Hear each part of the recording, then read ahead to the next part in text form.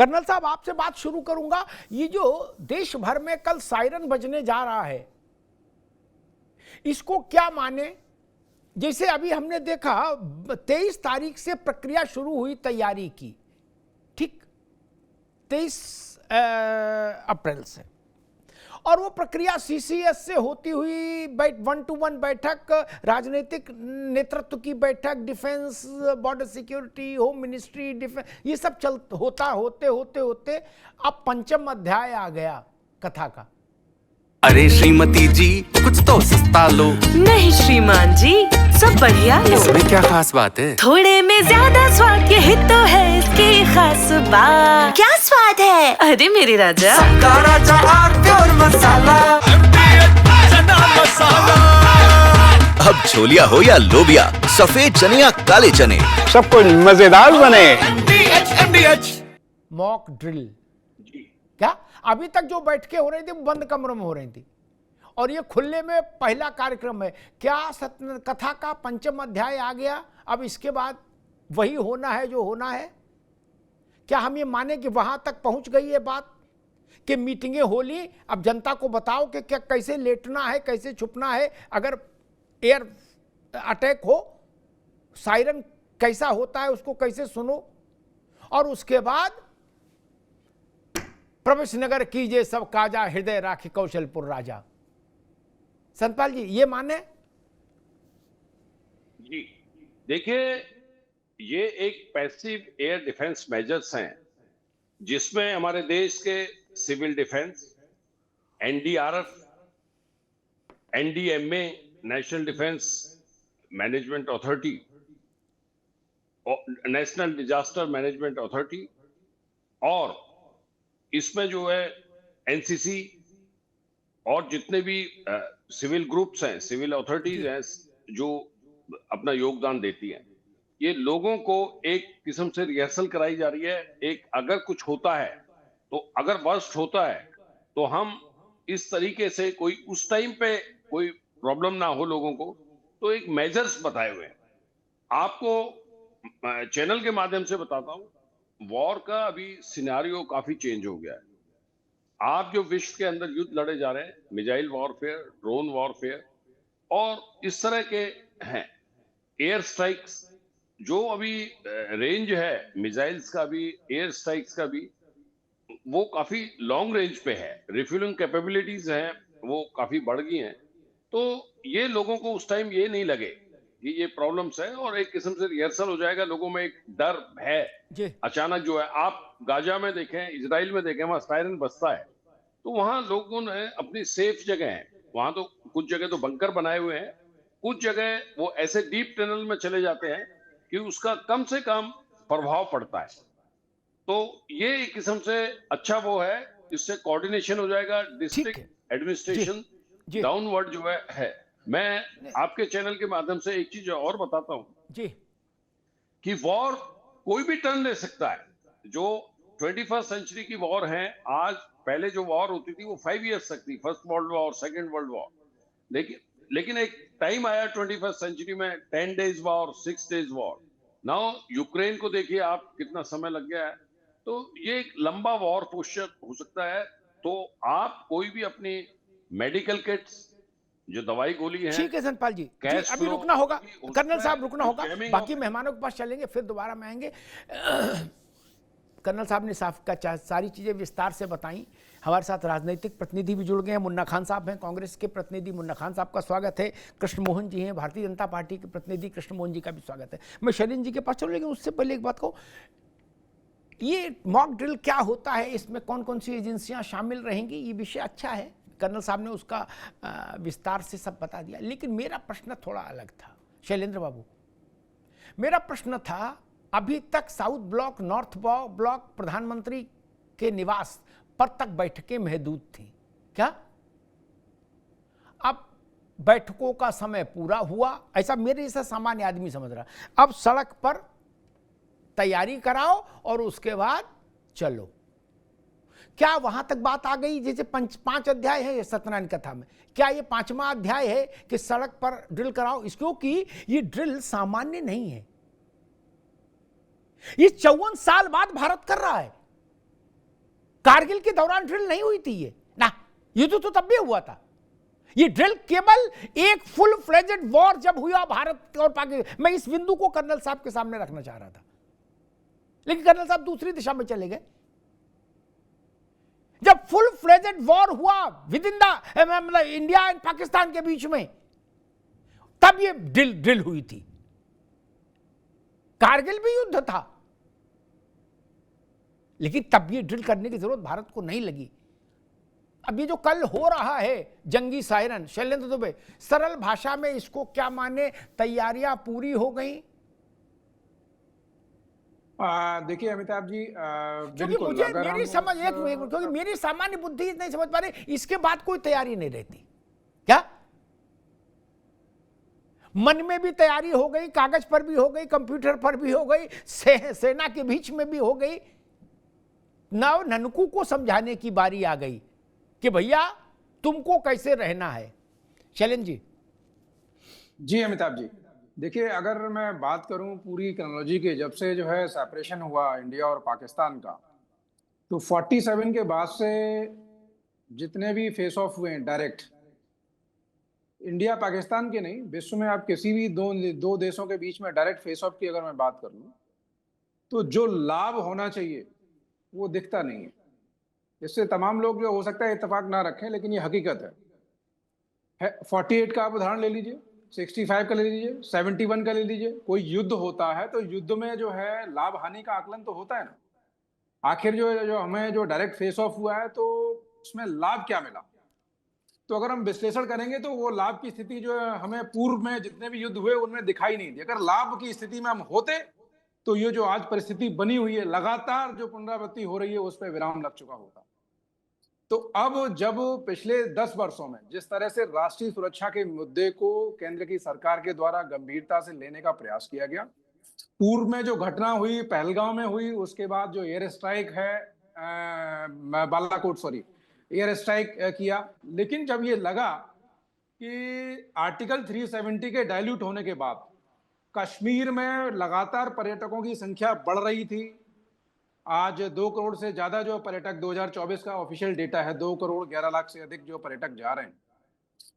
और ऐसी परिस्थिति में अचानक इस तरह का हमला होना, और हमले का जो प्रकार है ठीक, वो बड़ा ही मतलब वो कहें आप तो एकदम जो अनडाइजेस्टेबल है। तमाम लोग जो समूह में खड़े हुए हैं, जिनका किसी भी तरह से किसी भी चीज से कोई लेना देना नहीं है, अपना सुख शांति के साथ जीवन यापन करने वाले लोग, और उनके ऊपर अचानक अगर इस तरह की परिस्थिति पैदा होती है, और वो भी किस प्रश्न के साथ कि आपका धर्म क्या है, उसको आधार बनाकर। ठीक है शैलेंद्र भाई, जाहिर सी बात है, ठीक बात है। देश के सामने मैं मुन्ना खान देश साहब के के पास सामने- चलूंगा जी। और कृष्ण मोहन जी के पास चलूंगा, लेकिन मुझे लगता है कि शैलेंद्र जी ने एक सवाल उठा दिया बड़ा पुराना, अभी उसकी मुझे लगता है वो गंभीर व्याख्या की जरूरत है, उतना समय नहीं है, लेकिन चलिए फिर भी मैं एक उस पर टिप्पणी जरूर करूंगा। शास्त्री जी के समय जो युद्ध हुआ शैलेंद्र बाबू, उसमें भी हमको लाभ ही लाभ था अगर समझौता नहीं किया होता। 71 में जो युद्ध हुआ उसमें भी हमको लाभ ही लाभ था अगर हमने अपना लाभ ऐसे उलीच नहीं दिया होता कि ले जाओ तुम्हें मेरी कसम। तो इसमें दोष किसका है? इसमें दोष भारत की सेना का है। हमने पराक्रम से एक रेखा खींच दी थी। इतना पराक्रम भारत की सेना ने किया था, मेरी बात से संतपाल जी सहमत होंगे, जितने पराक्रम में शिमला में या ताशकंद में भारत ये लिखवा सकता था पाकिस्तान से कि तुम बिजली पानी सड़क देखोगे, तुम्हारे डिफेंस का कार्यक्रम भारत की निगरानी में रहेगा जीवन भर, ये लिखवा सकते थे। विश्व में ऐसा उदाहरण है। आपने 90,000 लोगों को दाल रोटी और चाय कॉफी पिला के भेज दिया वहां, जीती हुई जमीन वापस कर दी, और फिर तभी लम्हों ने खता की है, सदियों ने सजा पाई। इसीलिए शैलेंद्र दुबे आज ये सवाल उठा रहे हैं। जीती हुई बाजी समझौते की मेज पर हमने हारी है, समझौते की मेज पर हारी। इसलिए मैं इस बात से सहमत नहीं कि फेस ऑफ हुआ तो नुकसान ही हुआ, नहीं।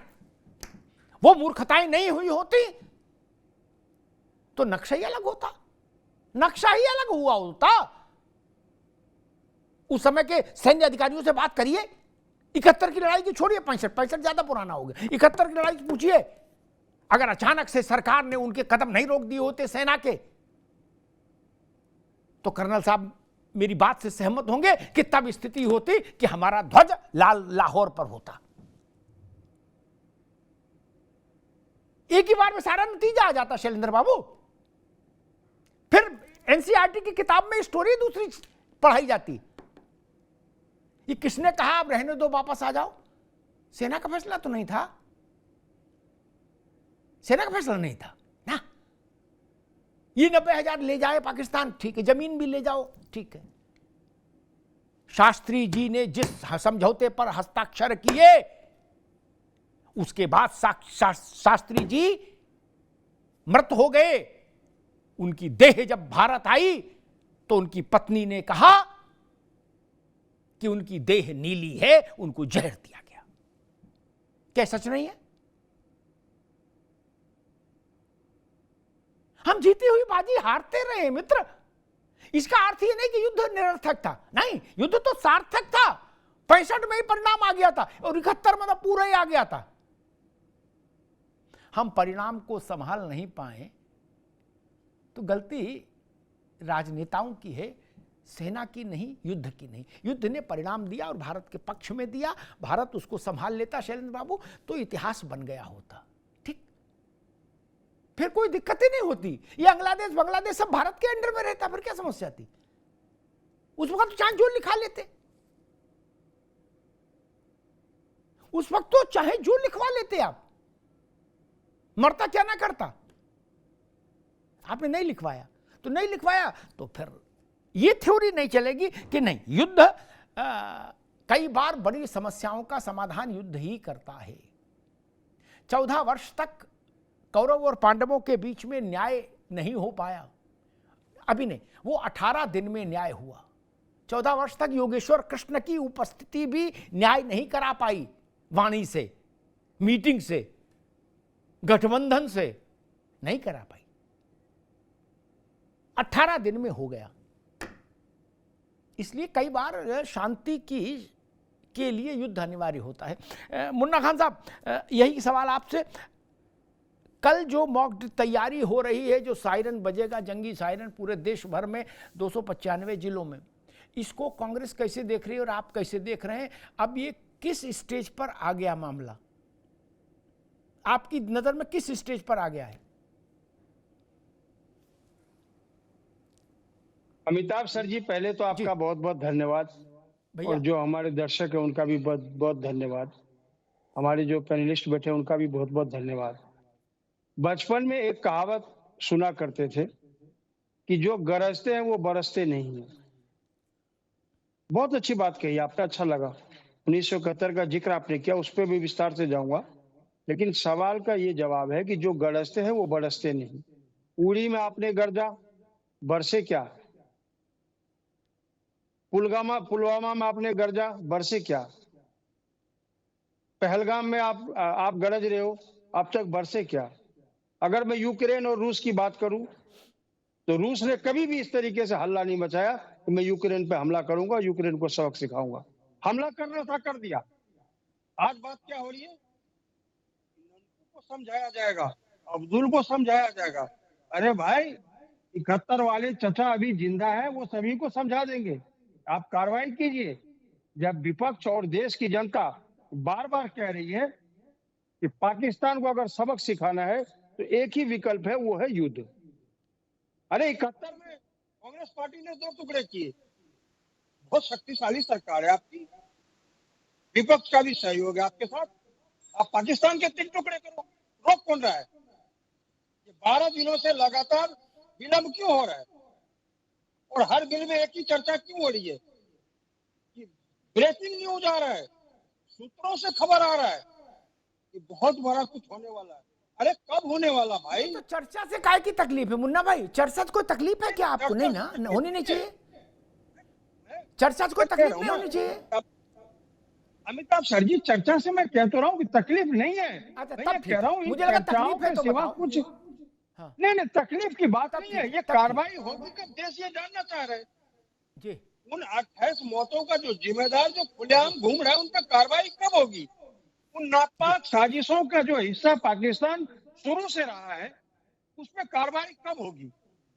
हम हर चीज से सक्षम है।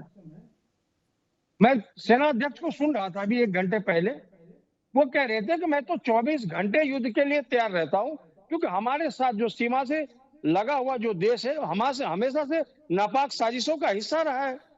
तो हम एक्टिव शुरू से हैं और लगातार हम इन पे चर्चा हमारी होती रहती है। तो ये 12 दिन का विलंब क्यों?